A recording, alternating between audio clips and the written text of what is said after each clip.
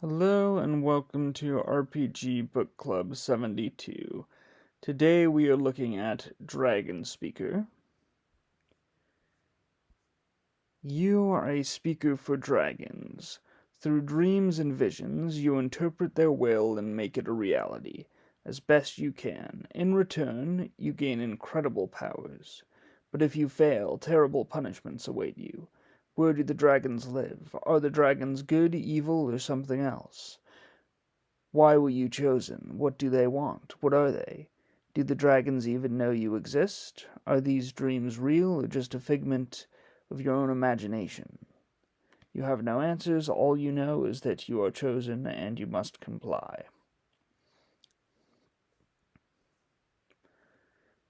Right. Starting off, we have other than the introduction, which is nice to have even before the table of contents. We are on to the table of contents. It looks like these might be links, which is nice.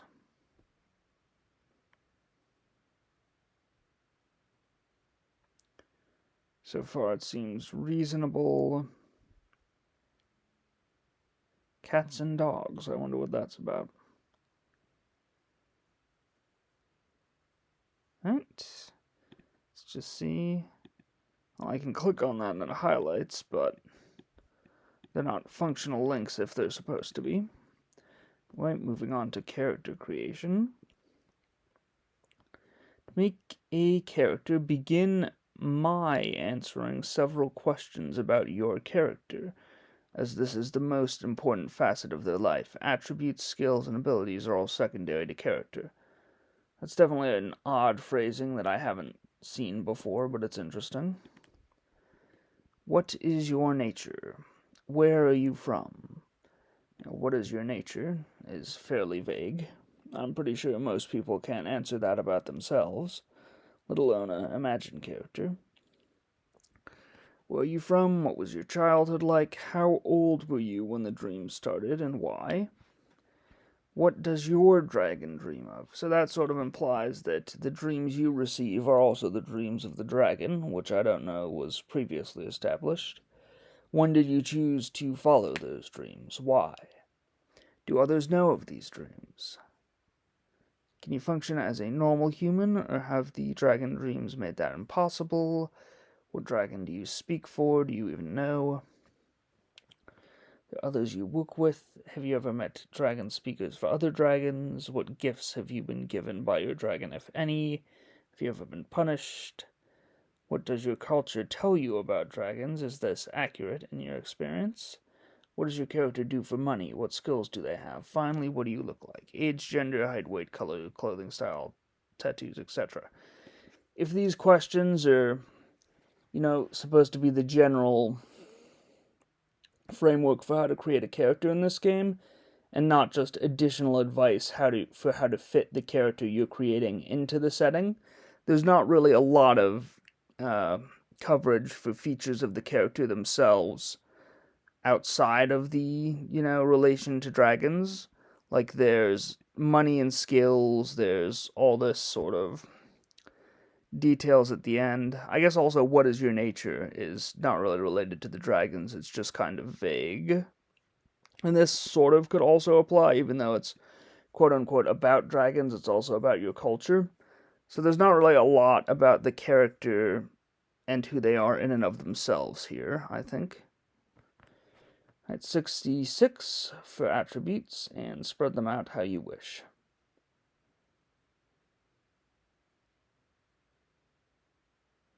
Right.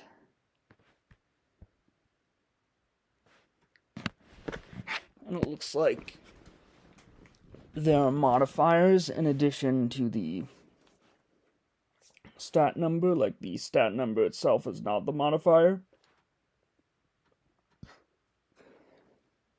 When possible, I prefer it when systems have the stat and the modifier be the same, though perhaps there are reasons that it is not possible for this system.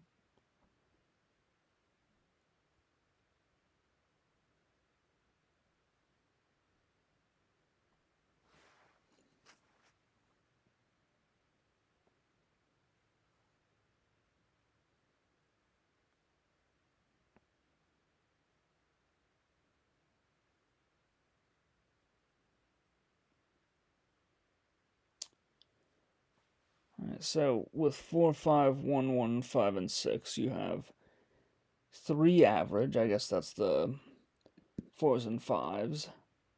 2 poors and 1 exceptional. I'm curious if if 2 would also be average, if 2 and 3 are also average. Yeah, 2 to 5 are average, so it's really just a matter of you having a 1 in 6 chance of being particularly good or a 1 in 6 chance of being particularly bad, and otherwise there's not much going on with rules, which is definitely not something I've seen before.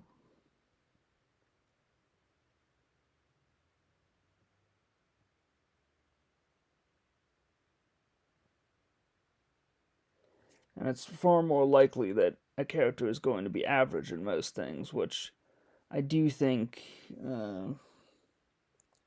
It makes sense if you're being literal about things, but does kind of hamper the interest of character creation and the differentiation between characters, though that doesn't really matter as much if this is a single player game.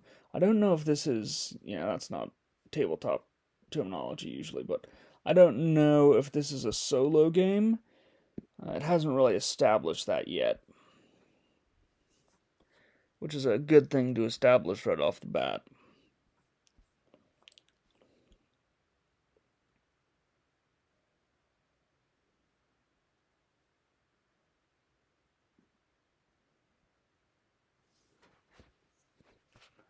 For attributes, it's interesting, they haven't given these attributes singular names.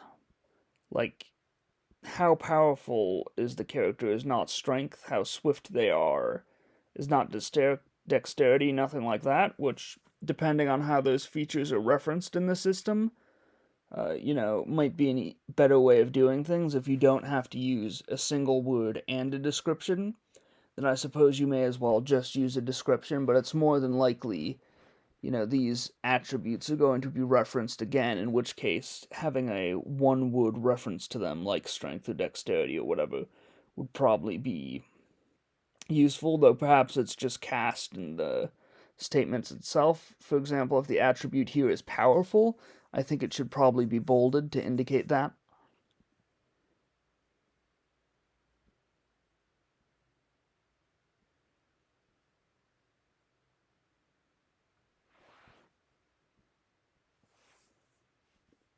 Yeah, 1d4 kilometers per hour. I'm guessing that's something you roll every time you have to use speed, and not a thing you roll to actually establish your speed after you've established whether you're average or not.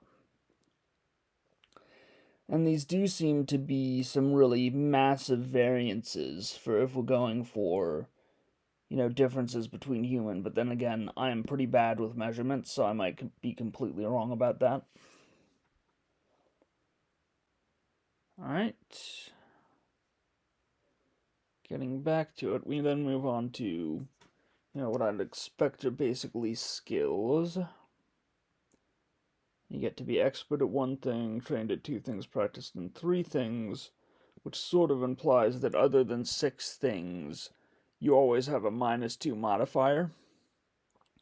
Again, that's sort of a bit odd for your typical person. Or I guess not again, in this case it's the opposite, where that's not really reflective of a typical person, I feel. Like, most people in life aren't going to have effectively a -2 modifier at most things they do, but perhaps I'm overextending things. I looked at this, and it's sort of odd, where for specifically certain difficulty checks, it looks like certain modifiers apply under certain circumstances, but only for those levels of difficulty. It's a bit confusing. I'm not sure what all of that is supposed to reflect at this point. Alright, skill check is skill plus attribute plus modifiers minus difficulty plus modifiers equals. So this is very much, written in shorthand for people already familiar with RPGs, which isn't necessarily a problem, it's just something worth noting. and that skill checks doesn't really have its own heading so that you can reference and find it in table of contents, at least as far as I know, is kind of an issue, but I guess you could pretty much guess that it would be under skills. So maybe it's explained more in depth there too. But anyway, skill check equals skill plus attribute plus modifiers minus difficulty plus modifiers. I'm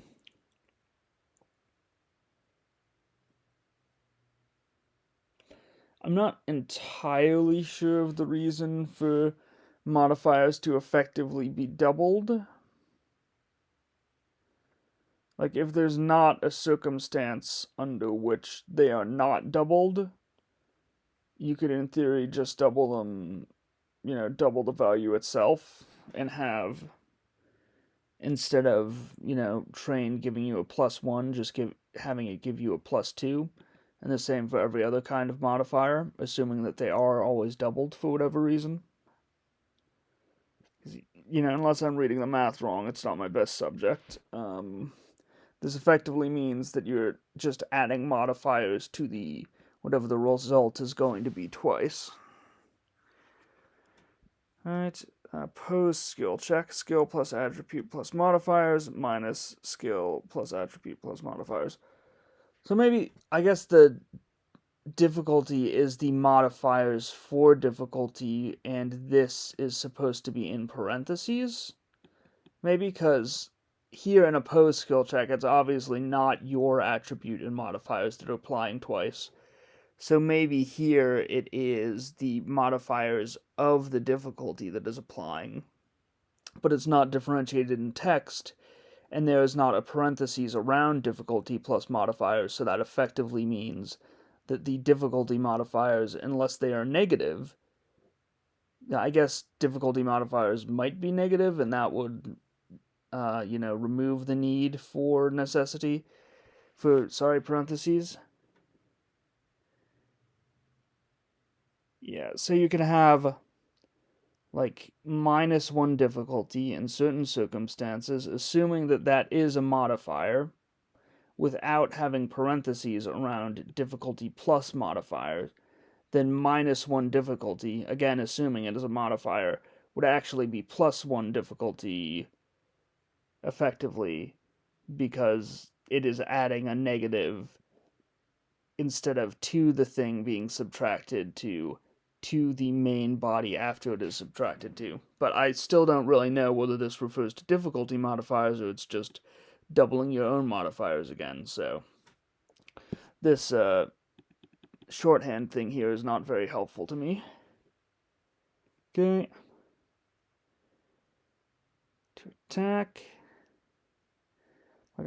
I can assume, based off opposed checks and what I understand an opposed check to be, these bodies are supposed to have, parentheses, but it's just not noted. Still, I do like things to be clear as possible.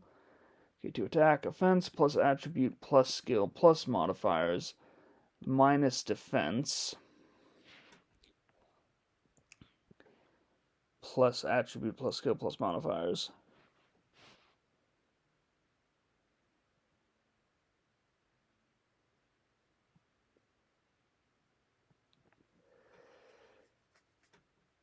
Yeah, part of me, in the end, skill plus attribute modifiers, this really isn't that different, than your standard opposed check. It's just different things or different values that are opposing each other, or rather specific values, I should say. I think just sort of in terms of how my brain works,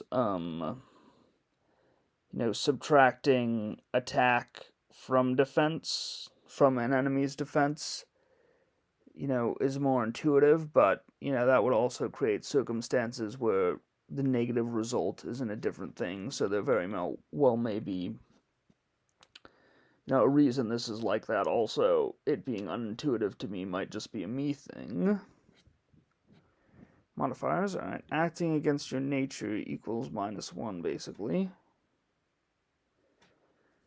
Size, attacker size minus defender size. is how you determine your size modifier, but not clear when that's relevant. Environment hindering is -1, no benefit. Equipment none, -2, below average. I definitely am sure I like the way this information is all being presented, where it's just sort of in a block at the end of character creation. It's just giving out a ton of information on how modifiers work. I feel like this should have its own section and isn't really relevant right now, but who knows.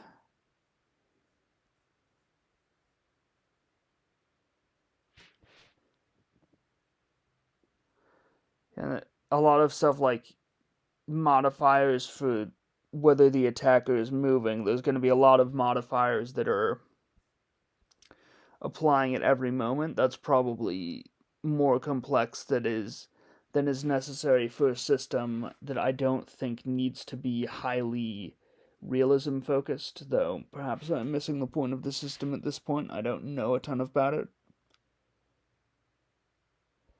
Yeah, like this, the even modifiers itself can stack on themselves as well as different ones apparently applying. So there's a lot of information that you have to calculate to figure out different things. Okay, offense, defense.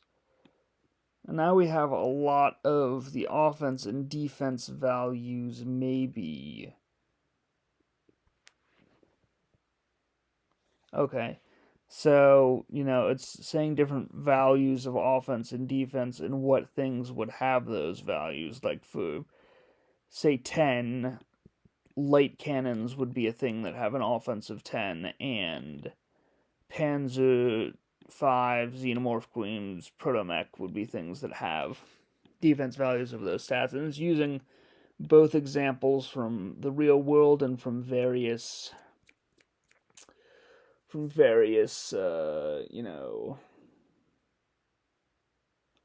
fictional worlds. That might partially be because I know the creator of this does a lot of stuff that can fit in his main system that you can plug in with giving stats to various things from media franchises, and that's cool. But that sort of makes it seem like this is also supposed to be something you can plug into that system, which again I think will work under some kind of universal system, which I think, is fine. It's just that sort of needs to be told somewhere so you can know what you're really dealing with. Like, that would give more of a reason for this to be so highly detailed, and I don't know if this is the right way to use the term, but simulationist, if it's also something that you can plug into that other system. But as far as I know, right now, this is just a system about basically pondering your character's relationship to dragons, and in that context, a lot of what I'm getting so far doesn't necessarily make sense. Either way, it might be, a bit early to have all of this information. It's like, it's good to have values as examples of what certain things mean, but you can cover that without having this much information. Like, you could say, like, a untrained and unarmed person would have an offense of 0, whereas light cannons would have an offense of 10, and nuclear weapons would have an offense of 20. And that sort of covers it without having all of this information here, where all of this information would not really be relevant to just after character creation yet. So I can see the value of having some examples of what things have various offense values, but having this many this early is probably unnecessary. Okay, some challenges need more than one success. Every injury counts as an additional -1, right? That's being stated twice so far. Yeah, you've already got that here. You don't need it written again so early, I would think. Can be injured multiple times. A critical success counts as you succeed, and fail counts as, a critical fail. It's sort of odd that I'm guessing a critical fail this is supposed to refer to anyway. It's interesting that you would leave, the critical part out of that, and that sort of saves on potential redundancy. Yeah, it's definitely... Never mind, I don't really know. But, Like, I think that may be supposed to also be about a critical, but when there's been so much redundancy already, removing that there just makes it sound like if I was going with how the system generally figure things, it would be any kind of failure, otherwise they would have just repeated critical, but I really can't say for certain either way. If a kill is achieved, it takes a number of rounds. I don't really know what that means. Like, I would understand maybe it takes a number of rounds to achieve a kill. Maybe this means like you roll to see if you killed, and after that you have to dedicate a certain number of rounds to it after the fact. Which, again, isn't inherently flawed depending on the theme of and the design of the system, but it's hard to say, what this system is really going for at this point.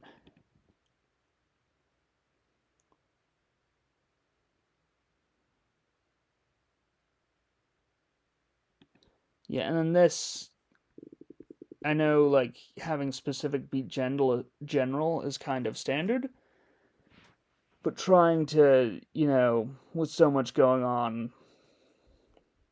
figure out, okay, this is the rule, but also sometimes it's not, or is this just supposed to be a clarification of that rule? Yeah, okay, I guess this is just supposed to be a clarification of that rule.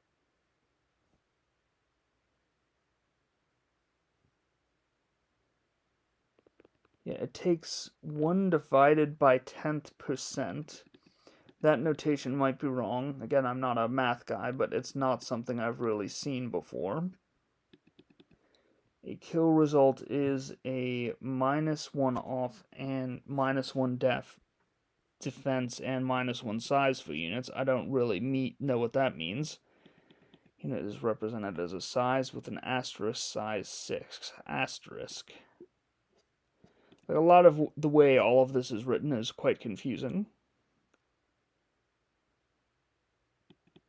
So I'm just going to look at this for now. The table part.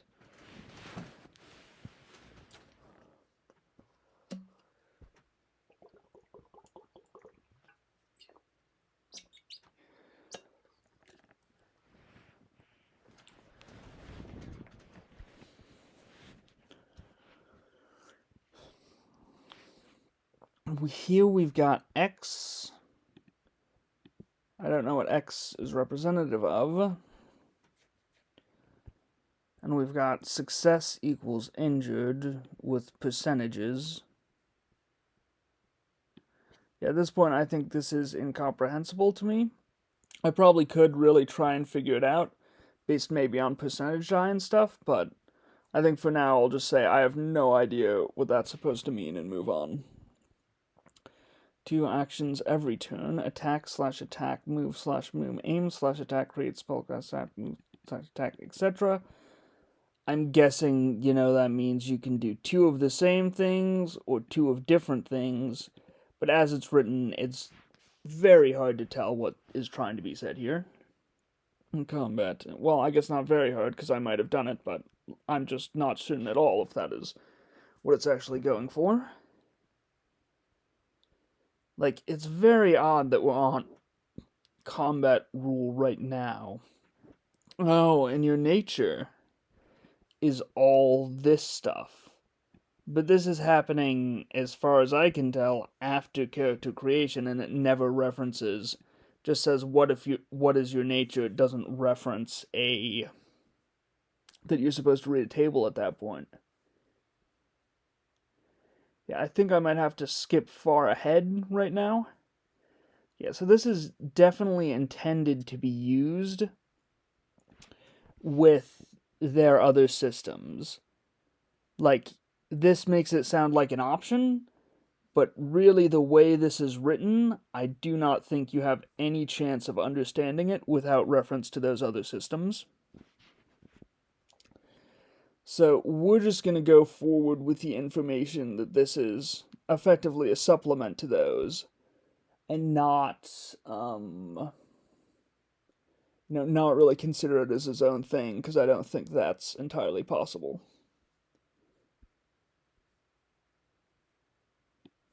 And you're supposed to roll for nature, maybe. Because, before it just asks it, it doesn't, again, reference any table or rolling or anything. Okay, character history. Okay. So, a lot of systems will have, an overview of character creation, and then you actually getting to the details. This is the overview, I think. But this isn't really included in the overview and actually happens before any of the overview does, or at least you have to reference all the answers to the overview questions after you've done this section. Like, the organization so far is just very much not good. I still don't know really anything about the system other than this blurb. And the way character creation is organized is not super helpful. Like I said, I think this is intended to be an overview, but all of the information relevant to the overview occurs after this part, which means this is going to end up being the first thing you do for character creation, even though it's not the first thing in the overview. Yeah, you're supposed to begin by answering the questions, but the information you use to answering the questions happens after the stuff you're supposed to determine, after the stuff that is supposed to happen after answering those questions. And then there is a ton of semi-supplementary information all along here that sort of tells you how the system works, but in very obscure language for what has so far presented itself to be general. And I don't really know why any of this information is in this section either way before you get into the actual stuff you use to help you figure out character creation.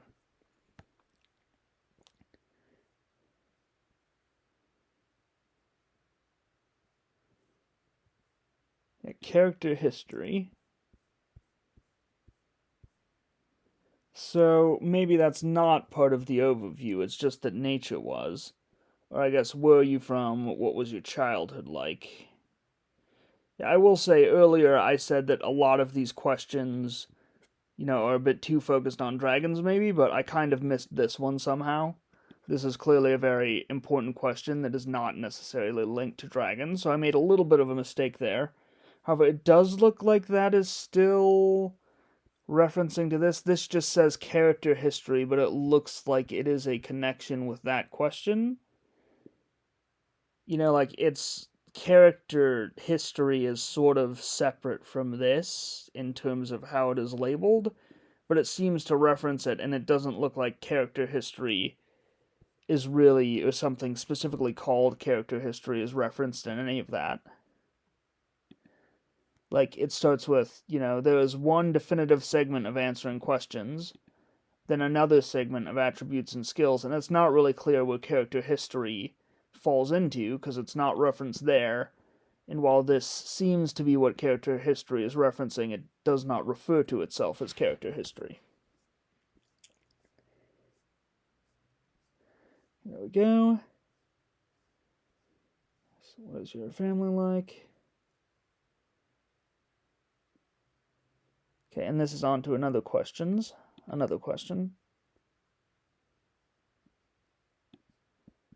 How old were you when the dream started? Why?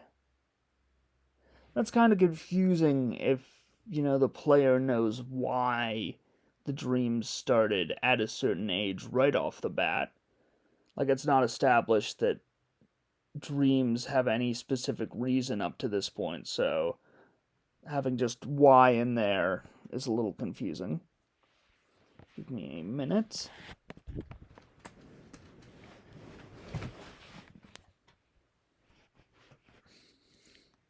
Alright, and it seems like your dragon dreams of pretty much one topic.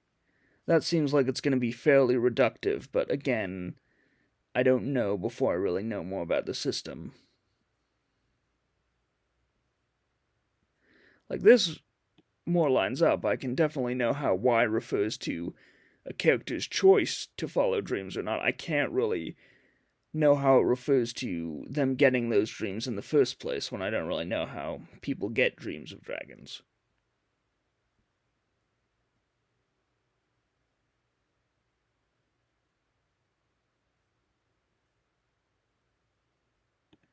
Yeah, this is not information I think any player would have the knowledge to answer at this point, and there aren't options to select.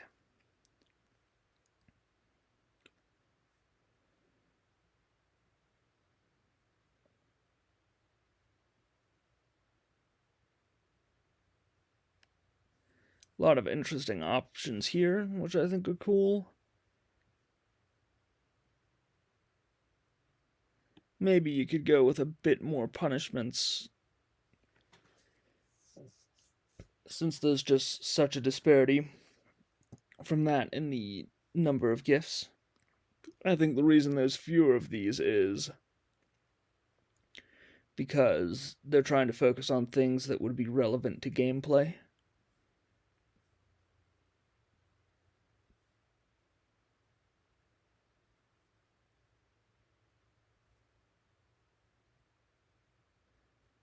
Okay, and now we're going to choosing skills again.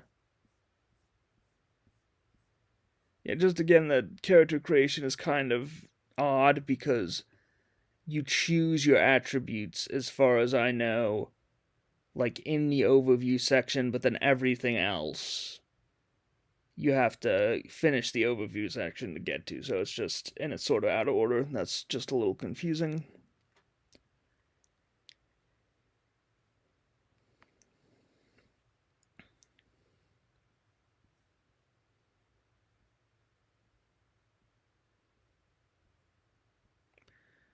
Yeah, so all of these are sort of skills that you would think would be related to the abilities. There's not like general D&D style skills that fill things like, say, acrobatics or sleight of hand or anything. And that helps with one thing, with, skills being -2 if you are in practice. That is, something that works way better for the skills being this for the skills being this specific. But it also does leave the question of what does your character do for a check that involves something general. And that is not really something I can say is a problem, or not yet, because I don't know how many times, whether you're even supposed to do for checks for things that are sort of just general challenges in this system or not. Okay, there's a lot of fun options there.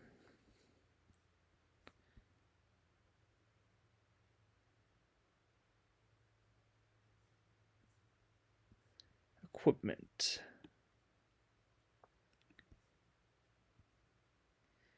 Right, what do they look like? No extra details for that, so you're not really supposed to have stuff linked with your dragon necessarily, I would think, unless from the gifts.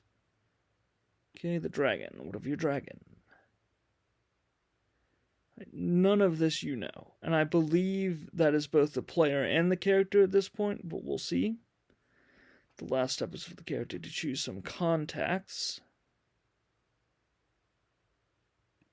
Okay. I don't know if that was covered in the overview or not, but, there's no point in just harping too much on character creation when we already know it's got some flaws to it.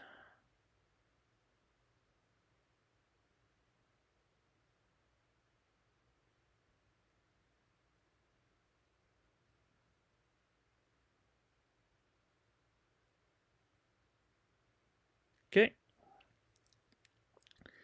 To succeed is to be granted great boon, or at least not be punished.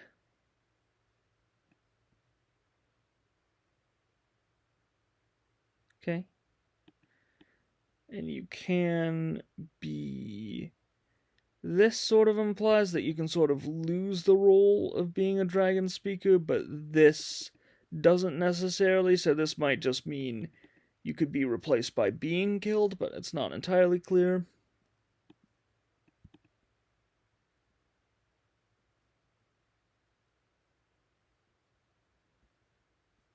Now, it's also not clear if you're finding a mate for the dragon or for yourself, based on a new lair, I would guess, for the dragon. I would expect some of these to be a little more vague or interpretive, based on the vibe I've gotten from some of the material around the game about things being mysterious and stuff. Whereas these seem to be all fairly typical things a dragon might want in terms of stories. Okay, or maybe, oh, okay, this was just for find. All right.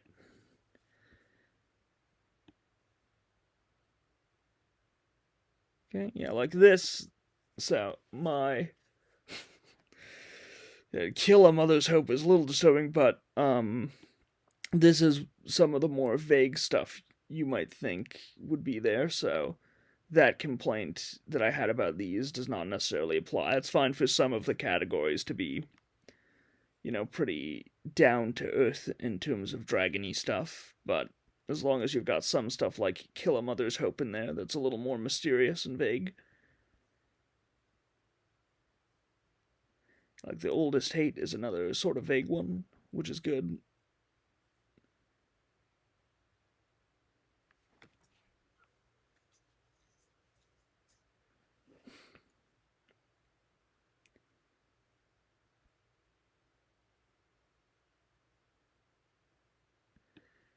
Yeah, like starting, what do these mean right off the bat? And while some of them may be supposed to be metaphorical, you would think the reaction to a lot of them is very obvious.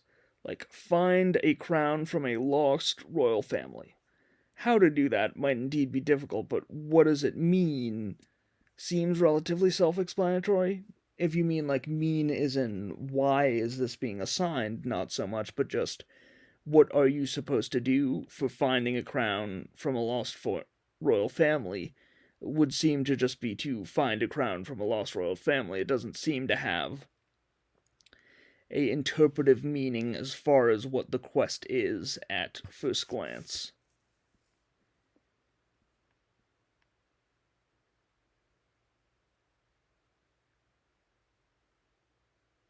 Okay, and the dragon can give you other goals, which makes sense, because otherwise achieving gifts would be very difficult.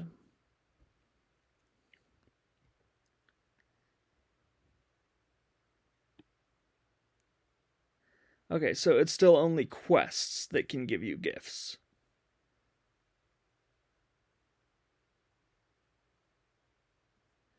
So I would say that a lot of them don't take lifetimes, even though they theoretically can, just based off the gift system.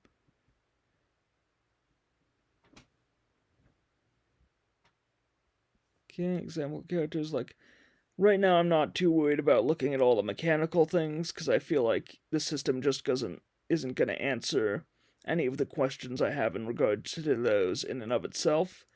And I'm trying to just focus on the stuff really unique to this PDF.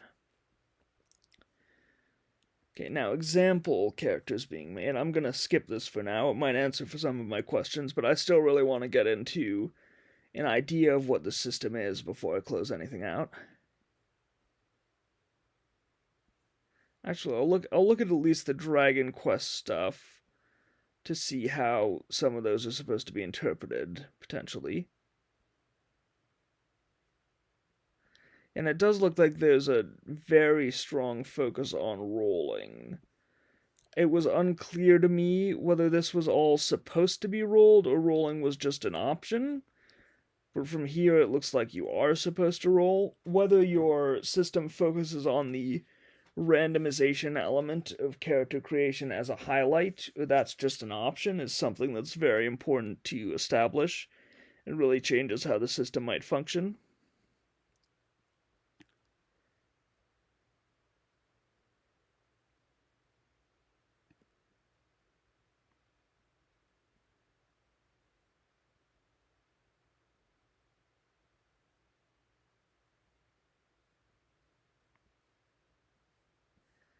So I'm trying to see if the two example characters are just for the sake of coverage, or if you are supposed to have multiple for the game to work. Okay, it's example characters, so I think it's just for the purpose of examples.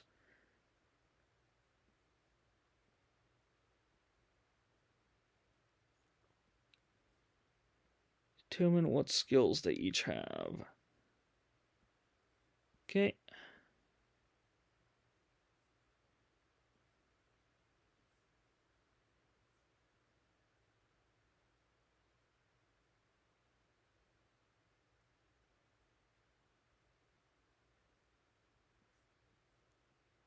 Yeah, so the most important example, I think, for character creation, the part that is the most hard to interpret as a player and a example could really elucidate, is what these dragon quests mean. And that's not really elaborated on here at all. The other thing is that since these characters have gifts, they both already have completed dragon quests, and I would think, it would be nice for if you hit that option, if you hit having gifts already for a character, for there to be an offshoot to determine what the quest they have already achieved was.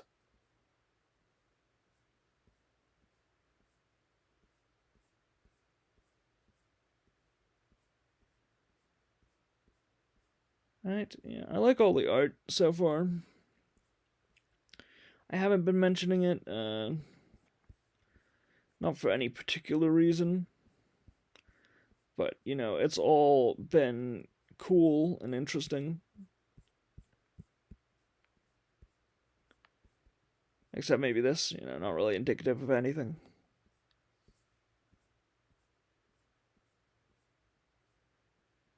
Okay, factions and NPCs. One of the most valuable assets for a dragon speaker are their contacts. The world is too big to do everything on their own. Although magic, technology, and money help, just as a dragon needs dragon speakers, they in turn need contacts.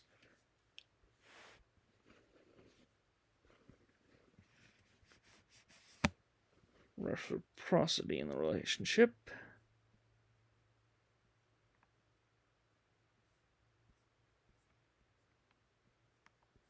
And so now we're getting some faction and character information, which I'm going to skip over because right now I'm still trying to focus on how sort of the system overall, what it's supposed to look like, how it's supposed to play out. I'm not too focused on the details right now.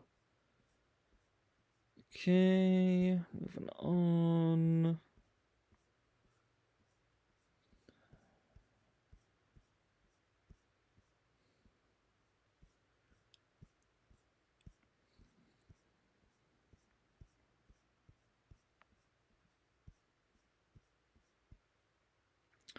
There's a lot more information than I would think there would be for factions here.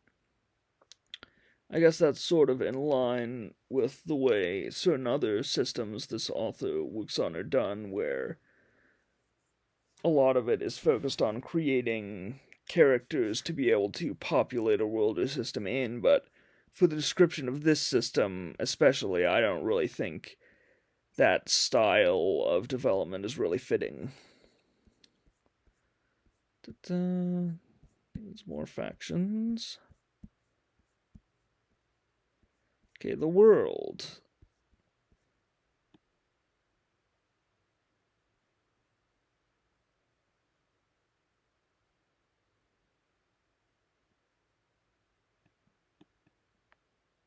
And cool.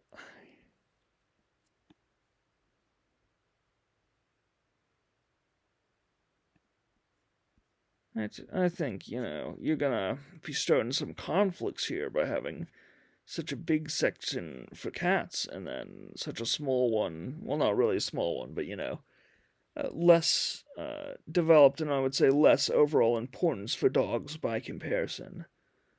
That's really gonna start a cat lover versus dog lover war.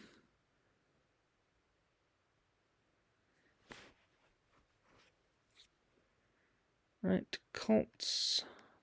Dimensionality.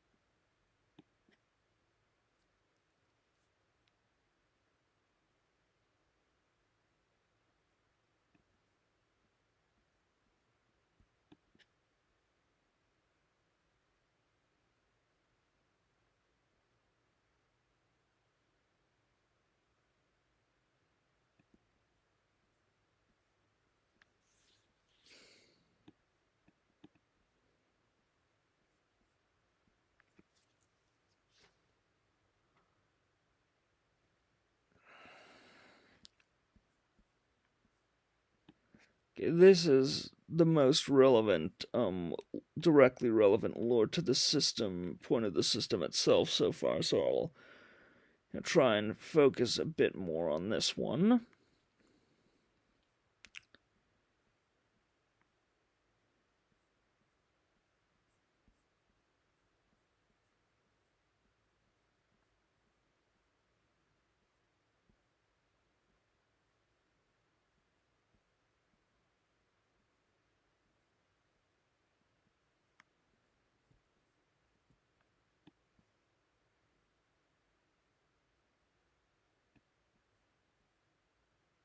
Interesting.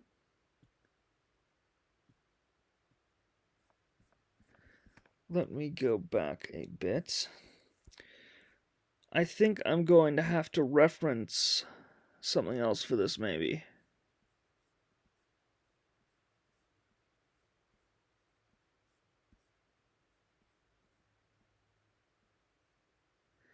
Yeah, so while your character may not have answers, it seems a lot of these are answered by the sections I just saw. Like the dragons definitely would have to know their speakers exist on some level if they specifically choose humans as speakers because their ability to communicate to and for them.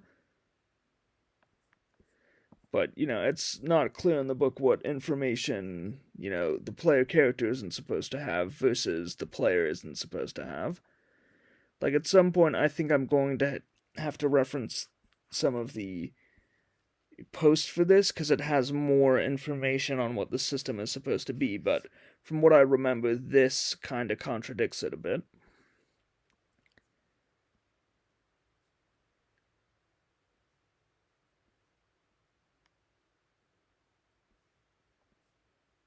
Okay, so this stuff, still dreaming, but it doesn't look like it's as relevant to the system slash dragons. There we go.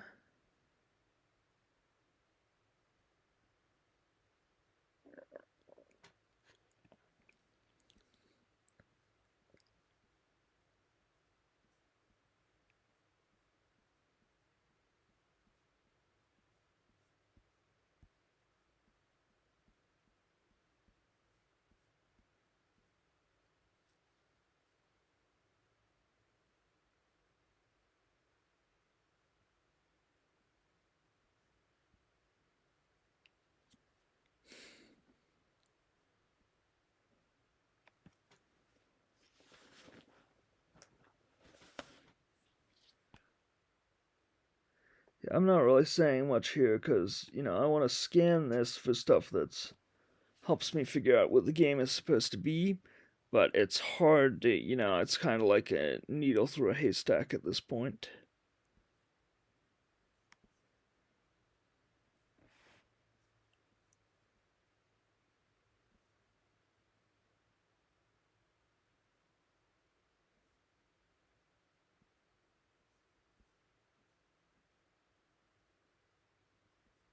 It's interesting. If you die in a dream, you potentially uh, die in real life is always a fun trope to play with.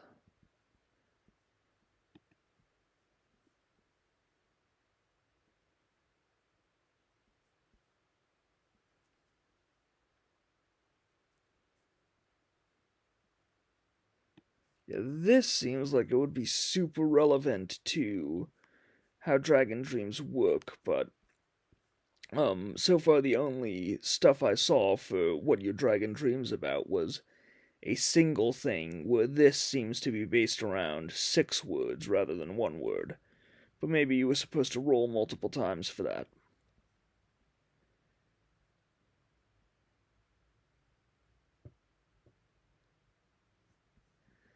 This is all very interesting and really seems like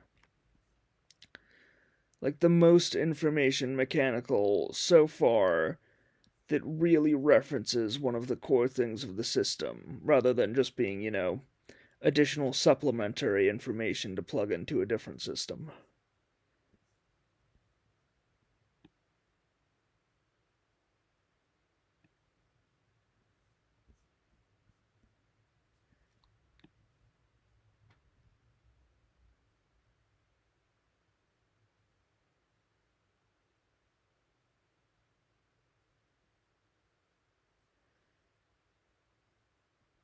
Okay, so it's a definitively opposed role.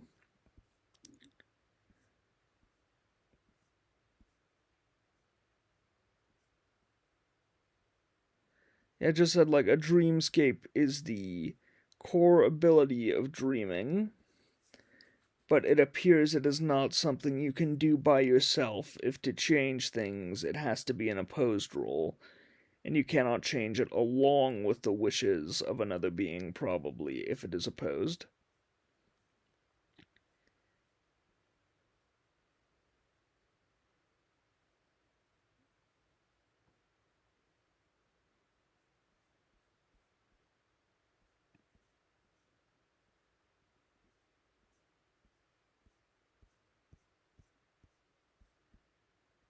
Like, a lot of this might be sort of interesting to look through, but right now I'm still really trying to focus on the overall system rather than any element of it, even if this element is the most relevant to the theme that I've found so far.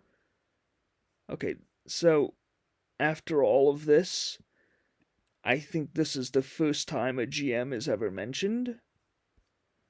Let me look at 54. Okay.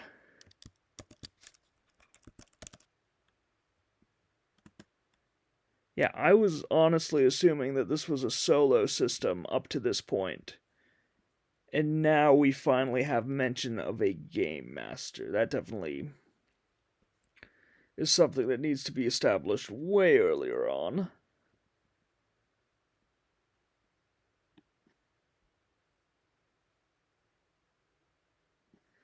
Like, I'd like to get into sort of the theory of how you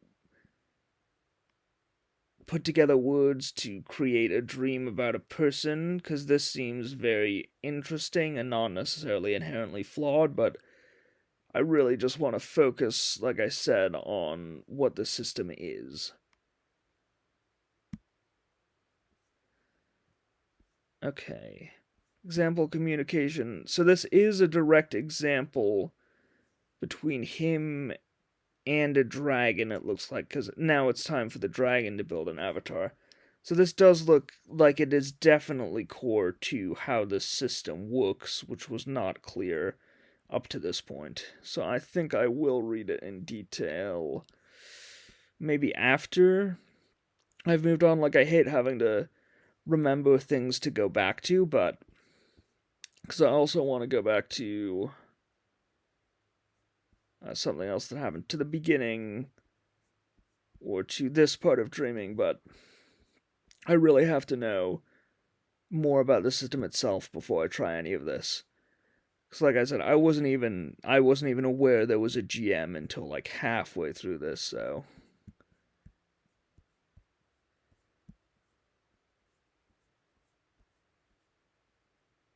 okay.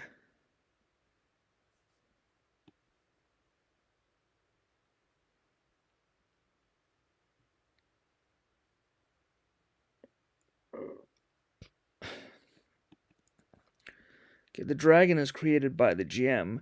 There are many aspects of this being that need to be determined before it can begin to recruit dragon speakers to act its stead in this world. So that really seems like a ton of stuff that has to be prepped before session 0 even. And it is about 66 pages into the book.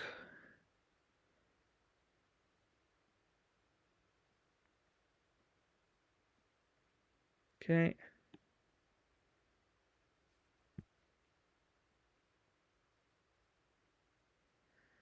I think this is all very important information if I was going to try and, you know, really figure out the system. But right now,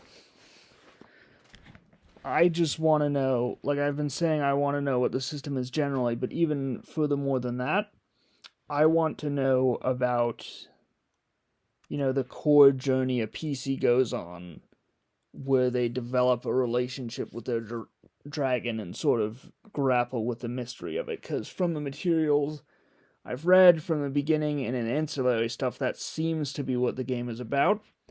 But I genuinely haven't seen a single speck of that so far.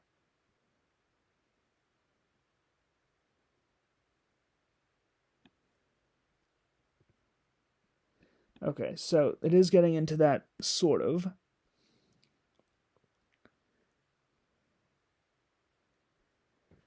Okay, so a dragon speaker has almost no way to determine if the dragon is lying or telling the truth about what is says it is or what they represent. Okay, the vast majority on these dragons is contradictory, perhaps deliberately so. It's even possible for several people to be speakers for the same dragon and yet be completely at odds about the dragon's name, appearance, history, and goals. I do think it is important to, like it says, perhaps, probably deliberately slow.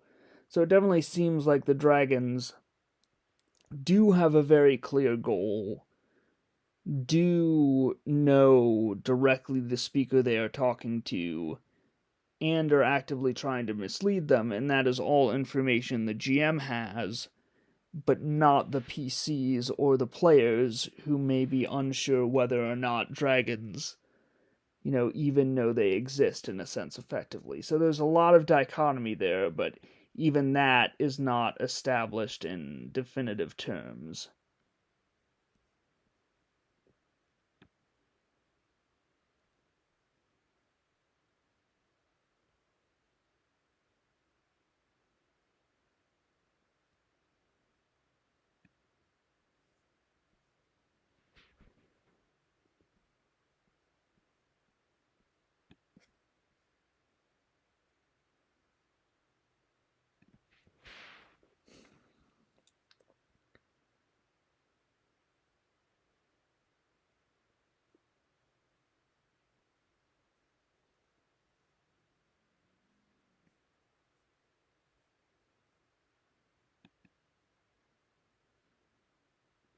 Okay?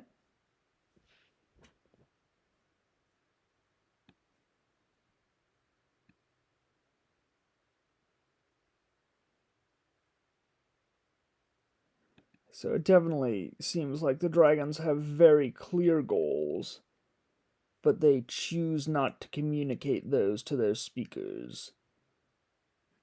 You know, things seem sort of grounded from that angle, just not in a way that PCs can know, or players.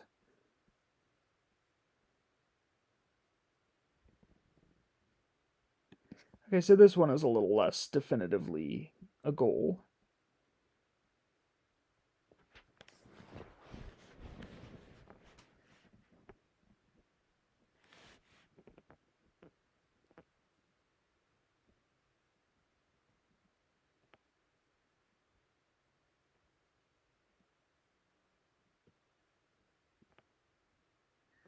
Again, this is all very interesting, and I think would help me understand the game to an extent, but I'm trying to focus on the journey that the PCs will go through.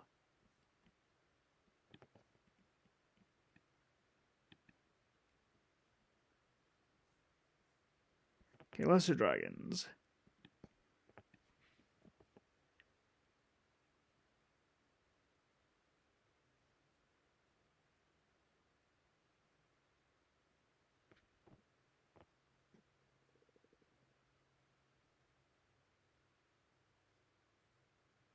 Alright.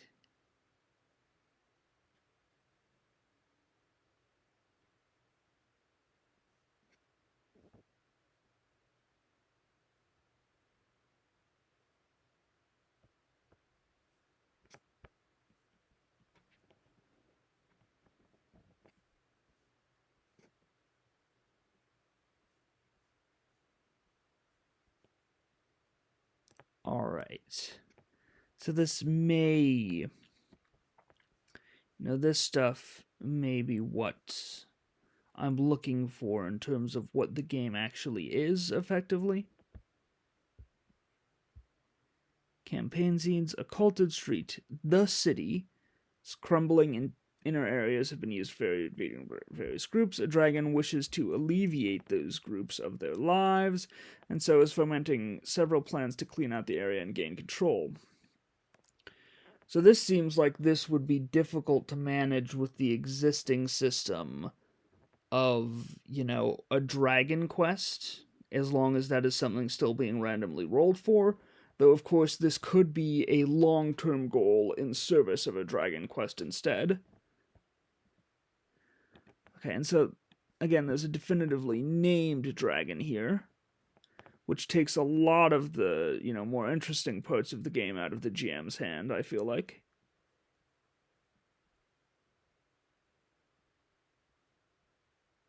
Unless, that the dragon Baraxis I might be misinterpreting, and this dragon may very well not be the dragon the player is a speaker for. They're like the bad guy, the BBEG, so to speak. I'll have to read more to find out whether that's the case.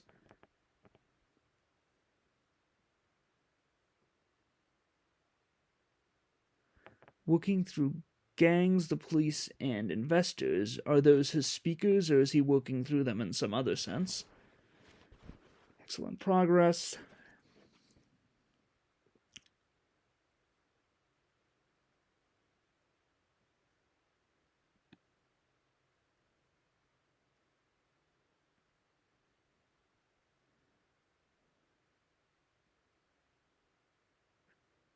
Okay. Again, you can sort of see the interests that are the focus of other systems that the author works on being applied here.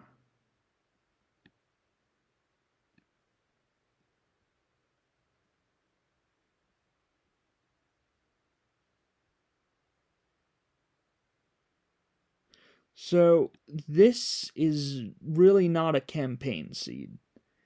It is a setting, which is cool that it exists, but none of this really translates itself to a campaign. It's not even clear whether Baraxis is the dragon that a player might be the speaker for or the antagonist of the campaign. This tells me nothing about what a campaign might be or how a campaign might play out or anything like that.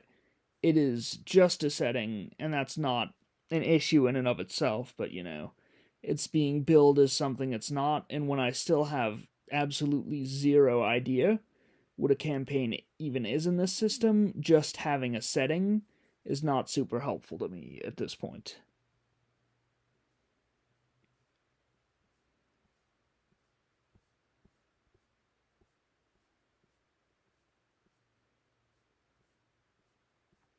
Okay.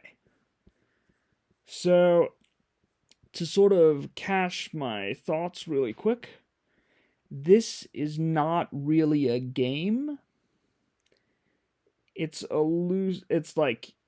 it's lore and some setting information and some mechanics that apply to other systems that are not in this book, and some mechanics that do directly apply to this but aren't really woven into the way the game works. It doesn't establish whether there are multiple players. It implies that there's a GM, but doesn't really add that from the beginning. It doesn't really say what a session is like. Sort of refers to dragons being mysterious and how that PCs and players grapple with that, but it doesn't really add anything about how, and whether the GM is supposed to have a specific goal for that or not, or anything like that. And I didn't read the rest of the campaign seeds, so they might be different, but I do think the campaign seeds are valuable. I think the information about dragons is valuable, though maybe not specifically helpful for how to run a game at all, really. I think there's maybe some disconnect between dragons as mysterious creatures and some aspects of them being clearly laid out for the GM, but not in a way that is real. It's like a lot of the examples for dragons are fairly specific, but there's definitely enough not vague examples, but examples with more abstract elements that you can go with whatever direction you choose. So I think a lot of the information about dragons is good. It's really not, like I said, a game per se. Another section that is vitally important and I'm going to take a look at this again, is the dreaming. Because this seems huge for how maybe you would decide the system would work if you wanted to try to run something based off this. But again, there's not a clear indication whether dreamscapes are a mandatory or optional element or anything like that, or whether they're supposed to be the focus of sessions. Like this, I think I could, if I wanted to, maybe build a game out of this book based on the stuff in dreaming. But, as it stands, it's still not really anything I know how big a part of the game it's supposed to be.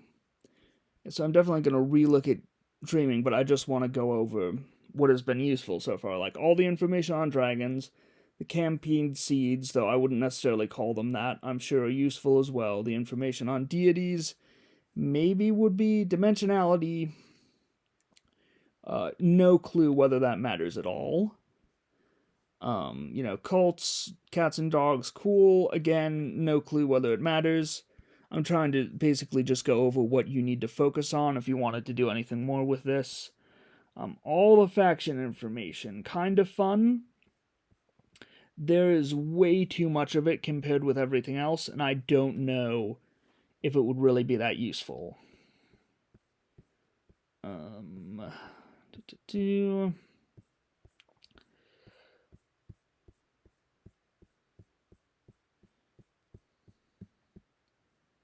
Okay, we're back on the character creation stuff.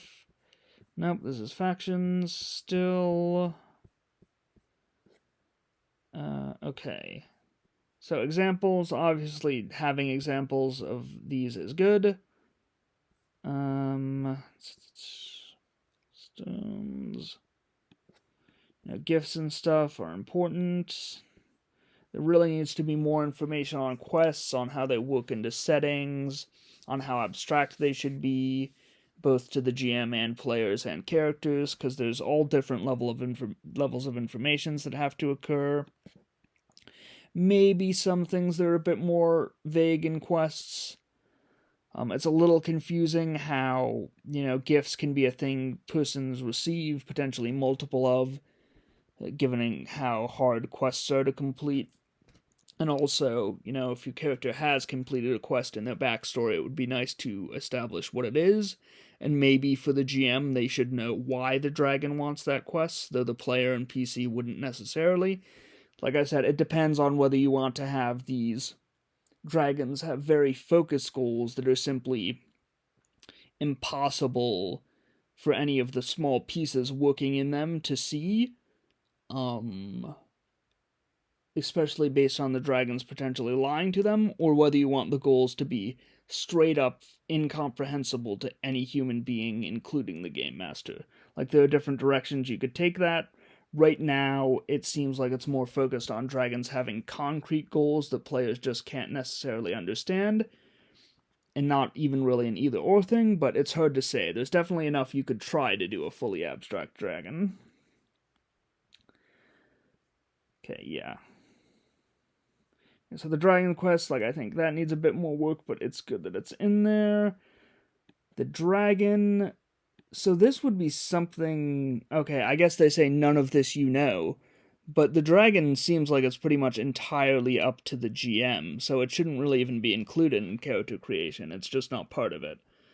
Equipment... that's... doesn't matter that much. Skills really doesn't matter that much for this system. I don't even know if you do things that involve checks. I'm not saying don't have this connected to your other systems, but you really got to focus on the things that directly apply to this one first, and just sort of narrow it down on that, because right now, like I said, I don't even have a picture of what the game is supposed to be. Gifts are cool. Yeah, whether they've met other dragon speakers, obviously important. Yeah, so character creation could probably be a bit more developed, but it's not bad. Factions and NPCs, probably too much of it. The world, some of it's relevant, some of it's not.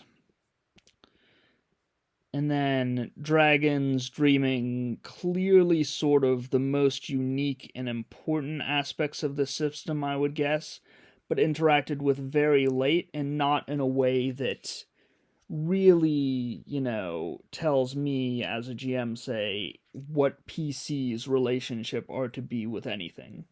Also, just saying, whether the system even has a GM and how many players it might have, vastly important. Alright, so I just wanted to get back to the general description of the game.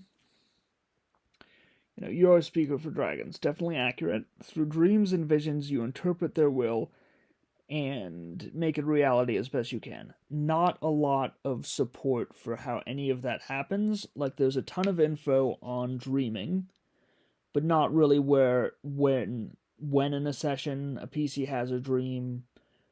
Like, there's mechanics around dreaming. There is not really a picture of how the game functions in a session in regards to dreaming. In return, you gain incredible powers, but if you fail, terrible punishments await you. Both of those things are covered. Where do dragons live? Are they good or evil or something else? Why were you chosen? What do they want? What are they? Do the dragons even know you exist? Are these dreams real or just a figment of your own imagination? Alright, so this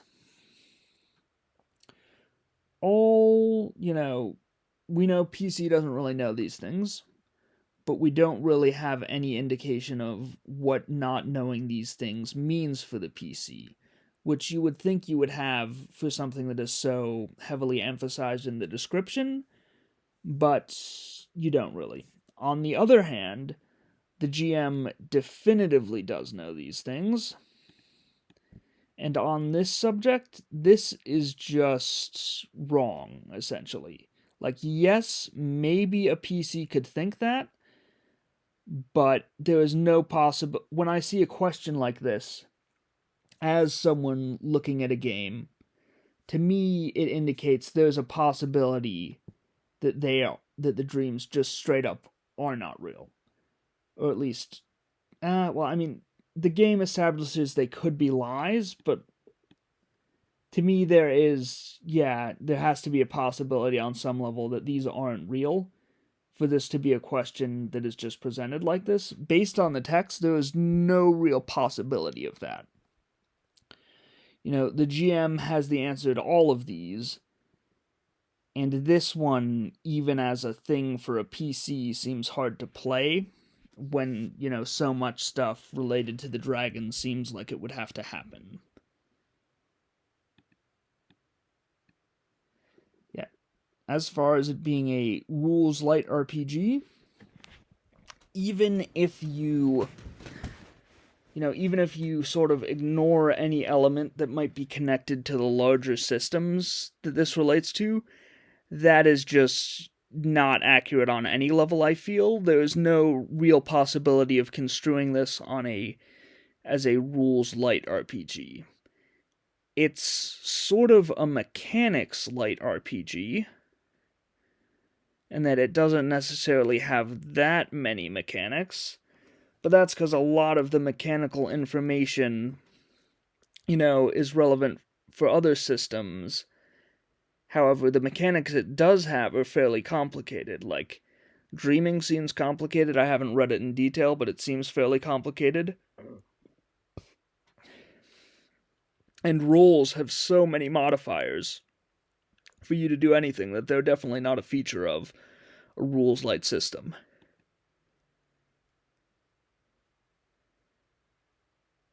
Okay, that sort of covers it. Like, my main concern is it's not explicitly stated, but this description makes it seem like, the character is sort of on a journey to figure out their relationships to dragons and their place in the world with them and what it all means for them and whether to follow and stuff like that.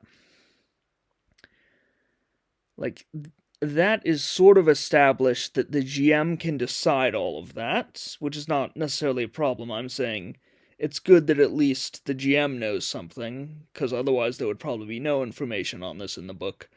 However, the players, how they interact with that, whether they find anything out, stuff like that. It's just not really established at all. So, like, I can't really quantify it specifically, but I would say a lot of this description feels misleading for what the game actually is, and I use game somewhat loosely because, this doesn't really seem to be a game. You could construct a game from the information you receive from it, but like I said, there's no details about how a session goes. The GM is not mentioned till halfway in, number of players, anything like that, really just isn't there. Right, looking back to dreaming, already read that.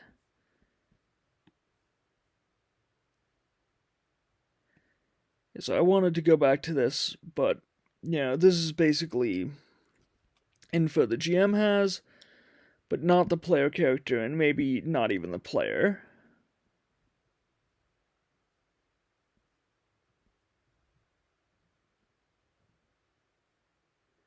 And it's also kind of a problem how the relevant mechanics of dreaming and the lore of dreaming are not well delineated, I think.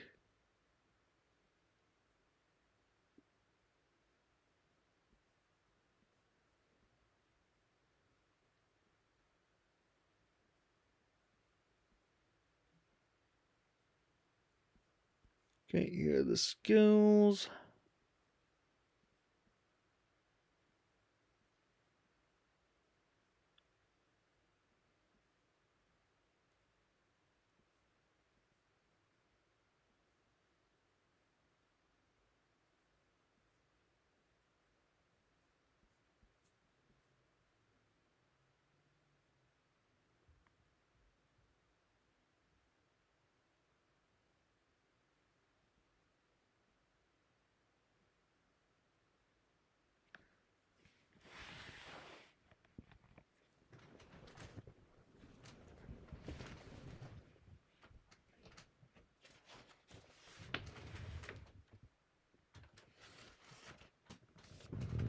Alright, the next step is to create an avatar for everyone.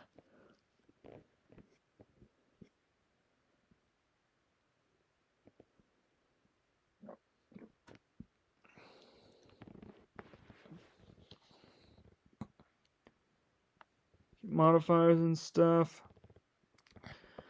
Okay. Sadness, yellow car bundle, convulsion, displace. And Nathaniel is trying to communicate with the dragon.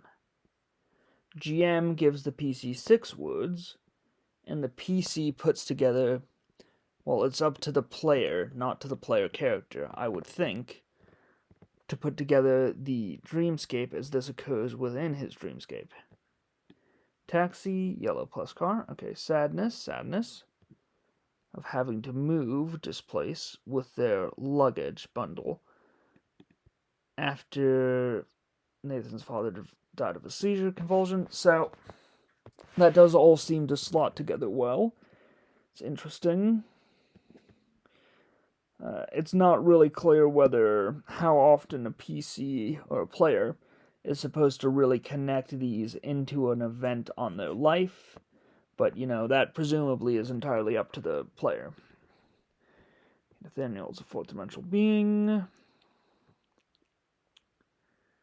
Percent, so the dream is joined by Argentum and they have a conversation. Now it's time for the dragon to build an avatar, and it chooses to manifest in the dream as Nathaniel's father. Interesting. From this scene, the role-playing between a dragon clothed in Nathaniel's form and Nathan occurs. So I think that is very cool, and definitely something, you want to build a game around this if you're going to develop this game more. Stuff like this, should probably be the focus. You should figure out whether this applies to dreams that the dragon starts, whether every session starts with it, a lot of stuff like that. To a person that her dragon has told to protect. Okay. It's a vision of the future. Okay, when that will occur is unknown. To who? Is it unknown to the player, the PC, or the GM? and she will have to try to get context clues to find out when and where that vision will take place. Like the thing that happens in the vision, or where she has to be even in order for her to see the vision. So I think it's maybe supposed to be when the events that are depicted in the vision will occur is unknown. But this makes it sound like Jennifer doesn't, no one in the game even knows when Jennifer will get the vision. So that's not great language-wise. Okay, the dreamscape is built by the GM. That makes sense, because they have to, basically create a vision of something that's going to happen, and only the GM would know that. I would like some level of character interaction with this, just because that makes more sense. If, the dragon can always just tell the dreamer whatever they want about what is going to happen if they succeed on a roll, and also just to give the player more to do. But, things would definitely have to be mainly controlled by the GM there. Should be understandable to the characters, something that will happen. Again, there's not a huge differentiation between the player and the character, which is an important thing to have. Okay, communion. Fuse communion. Okay, dreamscape. Excorium deleterious. It's quite a name. Will be his dreamscape, and Happy, Green, and Park all go together to make it a wonderful day at the park.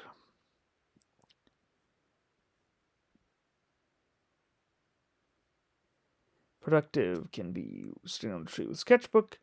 The tree will be functional since it is blocking direct sunlight. With the dreamscape made, it's time to figure the difficulty. Yeah, functional in a tree blocking sunlight, I think, is a little bit of a stretch, but it's up to interpretation, so you're gonna get stuff like that where people might disagree about the interpretation of words. However, we once again have a dreamscape that is representative of something that a character would definitively experience in their day-to-day life with no weirdness to it, which is not typically what you expect when you think of dreams.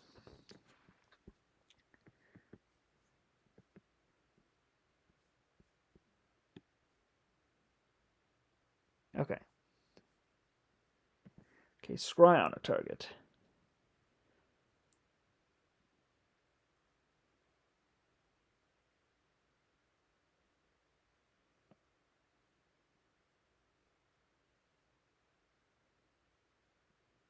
And nothing dreamscape related here, so I'm not that interested. And again, it all seems very grounded. Nothing of what you would expect would typically occur in a dream. Okay, sleepy, brown chest, find, low, cute.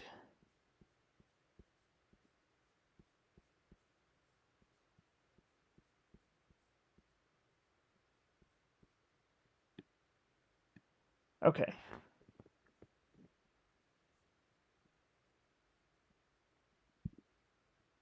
She enters the dreamscape.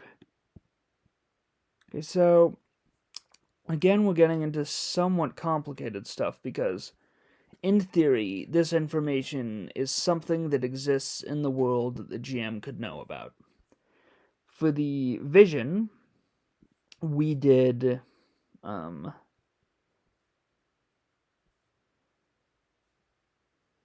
divination, we did GM, blah, blah, blah.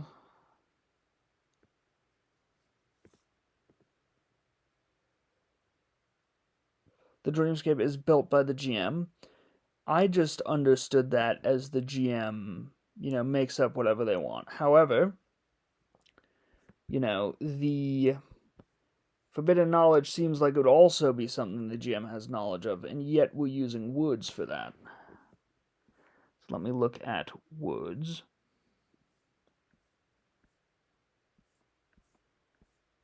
Give me a second. Where am I? Trying to go back to dreamscapes in general, because I'm trying to establish if woods are always random. Yeah, it doesn't say random woods, it just says 6 woods. So it's kind of unclear, whether the player involved whether the GM, has to pick words they choose for a word they create when they know there's a specific thing they want to show, at which point the whole words element, since they're not random, seems kind of unnecessary. Like, if they were sort of odd words and the GM had to find a way to fit them into a very clear vision they wanted to tell, that would create interest and would add to the weirdness that you would expect from Dreams, which hasn't been present so far. Like, the examples for Dreamscape: floating city, the dragon destroying town, a person with dragon in a strange foggy environment, castle, moon, fog, all very fantastical stuff. And then when you get to the examples, except maybe sort of this one, it is all very grounded, real examples that a person would experience in their day-to-day life, except also a dream. So there's a disconnect there.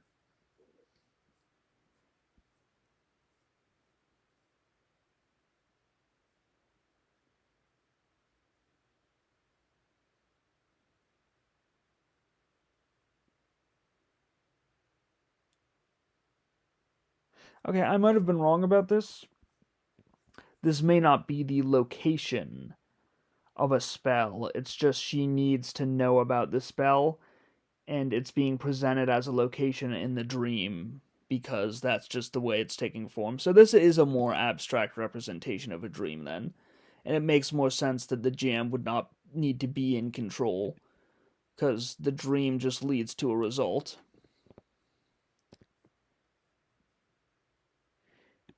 Okay. Yeah, so this is very different than the other dreamscapes, and might be the biggest path to actually, making those more gamified. So you should probably, look into this a bit, but I'm not going to, go through how it works exactly right now, because I'm just trying to finish this up. Yeah, I'm just going to check here whether the dream is fantastical at all. Okay. By the boss, as it is his dream. So the funny thing about this is that the boss is a character. They are not a player in the game. They cannot build a dream. It has to either be the player or the GM. The GM may do it with this in mind, but ultimately the boss is not building the dream. Okay, and here we go. This is another more fantastical dream. So it is being covered that dreams can take different paths, but I would like that established in text as well as examples, but there's not as much of a disconnect now that we're getting some more fantastical examples of dreams.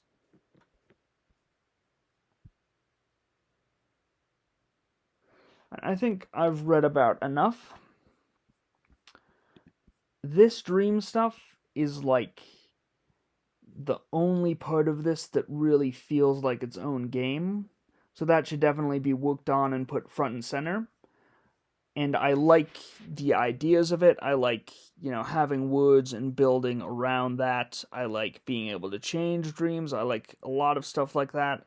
I have not looked at the mathematical or ruling elements of the mechanics at all, just because, I've looked at a lot and that doesn't really interest me right now, but this is definitely an area with some promise that should be, the main focus of the organization of the rulebook, since it seems to be like basically the main feature of this game.